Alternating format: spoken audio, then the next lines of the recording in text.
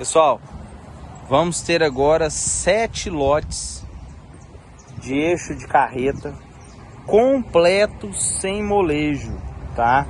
Eixo de carreta de 2,20 m de comprimento, 2 rolamentos grandes, cuicão, sucata, viu pessoal? É sucata. Então vamos aí para 7 lotes, vamos fazer separadamente para você que quer adquirir aí, ou um ou vários, mas vamos fazer aí separados os lotes. Vamos na sequência. Último lote